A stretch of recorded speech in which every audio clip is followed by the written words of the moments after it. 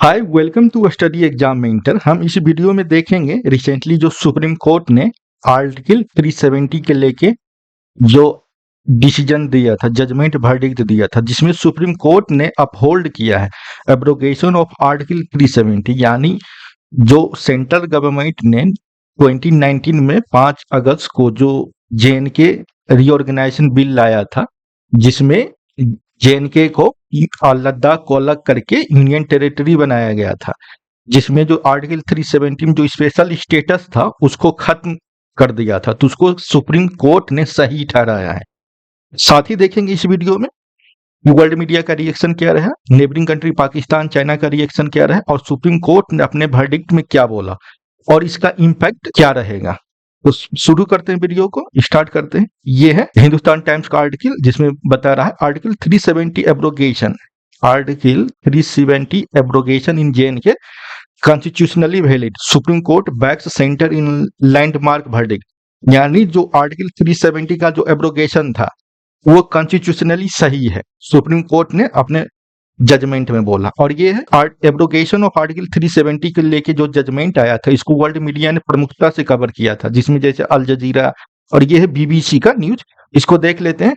Article 370, Indian supreme court upholds repeal of Jammu Kashmir से special status, यानी जो आर्टिकल 370 के अंदर जो था कश्मीर को स्पेशल स्टेटस था, जिसको सेंट्रल गवर्नमेंट ने रिपील कर दिया था, उसको सुप्रीम कोर्ट ने सही ठहराया है। कहने का मतलब इसमें यही है। ये है पाकिस्तान का रिस्पांस, देख लेते हैं। एज एक्सपेक्टेड था, पाकिस्तान का जो केयर टेकर जो गवर्नमेंट है, प्राइम मिनिस्टर है, फॉरेन मिनिस्टर है, सबका इसके लेके निगेटिव रिस्पांस था, जैसा एक्सपेक्टेड था। और ये है एक्स प्राइम मिनिस्टर पाकिस्तान का इमरान खान, इसने बोला article 370 verdict on lawful will further complicate Kashmir issue. Imran Khan, यानी आर्टिकल 370 से लेके जो अभी जजमेंट आया वो अनलॉफुल है और ये कश्मीर के सिचुएशन को और फर्दर एग्रेवेट करेगा, डिटोरिएट करेगा। ये इमरान खान का रिस्पॉन्स था। और ये देख लेते हैं चाइना का। इन चाइना जो फर्स्ट रिएक्शन थी Supreme Court verdict on article 370, focus on dialogue. तो जब ये फॉरेन मिनिस्ट्री मीडिया ब्रीफिंग जब बीजिंग में था, तो उसमें पूछा गया था आर्टिकल 370 से लेके क्वेश्चन, तो उसमें स्पोक्स पर्सन जो है उसने अपना रिस्पॉन्स में बोला, बेसिकली अगर ब्रीफ में बोले तो इसका कहने का मतलब था जो पीसफुल्ली हो, यूएन का चार्टर हो उसके अनुसार और बायलैटरल एग्रीमेंट के थ्रू ये कश्मीर का मुद्दा सुलझाया जाए।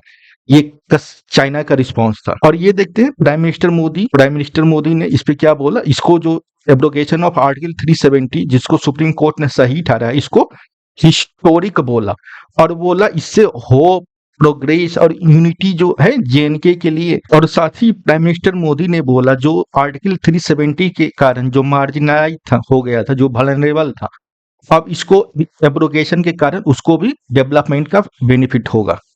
तो ये है नया जेएनके जम्मू कश्मीर। आगे देखते हैं अब आर्टिकल 370 क्या है। तो बेसिकली आर्टिकल 370 क्या है, तो आर्टिकल 370 जो था अक्टूबर 17 में 1949 में एक अरेंजमेंट था जिसके अंतर्गत जेएनके को स्पेशल स्टेटस दिया गया था और जम्मू एंड कश्मीर का अपना खुद का कॉन्स्टिट्यूशन था और जो पार्लियामेंट का लेजिस्लेटिव पावर था, जो रूल्स रेगुलेशन था, जो इंटायर इंडिया पे लागू होता था इन जनरल, लेकिन जेएनके पे लागू नहीं होता था, वो था आर्टिकल 370 के अंतर्गत।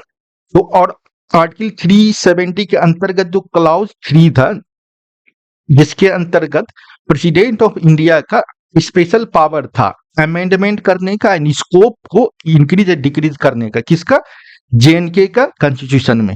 ये क्लाउज 3 ऑफ आर्टिकल 370 के अंतर्गत था।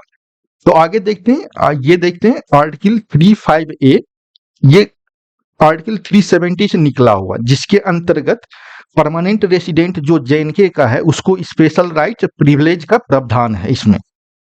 और इसको प्रेसिडेंशियल ऑर्डर के थ्रू 1954 में जेएनके कॉन्स्टिट्यूएंट असेंबली के द्वारा रेकमेंड किया गया था और लाया गया था। तो देखते हैं ये जो constitution application to J and K order 2019, तो ये जो था इसके द्वारा प्रेसिडेंशियल ऑर्डर ऑफ 1954 को रिपील कर दिया गया था, हटा दिया गया था।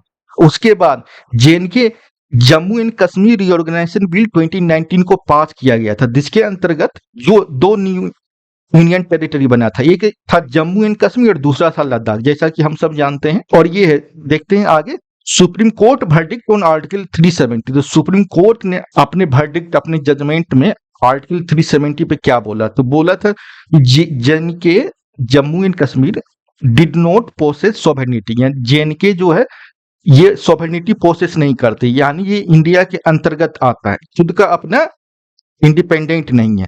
तो ये इसको जस्टिफिकेशन के लिए सुप्रीम कोर्ट ने बोला कि section 3 of JNK Jammu and Kashmir constitution explicitly states that the state of Jammu and Kashmir is and shall be an integral part of the Union in India।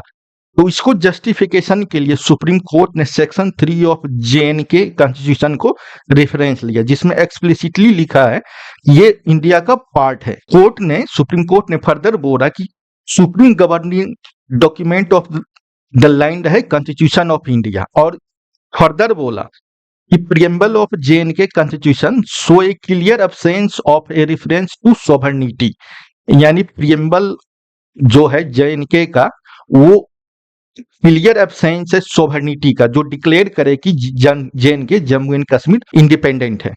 तो देखते हैं नेक्स्ट में, देखते हैं article 370 is a, supreme court ने next point में बोला कि article 370 is a temporary provision, यानी कि जो आर्टिकल 370 है ये टेम्पररी है, परमानेंट प्रोविजन नहीं था। इसके लेके इसको जस्टिफिकेशन के लिए सुप्रीम कोर्ट ने बोला कि इंस्ट्रूमेंट ऑफ एक्सेशन, इसमें क्लियरली एविडेंटली क्लियर है कि आर्टिकल 1 जैसा कि जानते हैं कॉन्स्टिट्यूशन ऑफ इंडिया में आर्टिकल 1 है, which states that Bharat, India that is Bharat shall be A union of state. ये आर्टिकल 1 ये भी entirely JNK Jammu and Kashmir पर अप्लाई होता है। नेक्स्ट देखते हैं constitutional validity of proclamation under president rule. President rule के अंदर जो JNK Jammu and Kashmir reorganisation bill 2019 जो आया था 5 अगस्त को, उसको सुप्रीम कोर्ट ने सही ठहराया। और एक फोर्थ में देखते हैं constitution of JNK stands inoperative, यानी अब कॉन्स्टिट्यूशन ऑफ जेएनके जो था इनऑपरेटिव होगा, अब उसका वैल्यू नहीं रहेगा। और साथ ही सुप्रीम कोर्ट ने बोला एक सेटअप करने के लिए truth and reconciliation commission to address human rights. Supreme court ने बोला ट्रूथ एंड रिकंसिलिएशन कमीशन को सेटअप करने के लिए on the line of South Africa, जहां ब्लैक के राइट के लेके एक इन्वेस्टिगेशन कमीशन सेटअप हुआ था, उसी को लाइन पे ट्रूथ एंड रिकंसिलिएशन कमीशन को सेटअप करने के लिए, जांच करने के लिए ह्यूमन राइट जो वायलेशन हुआ था बहुत state and non state actor के द्वारा।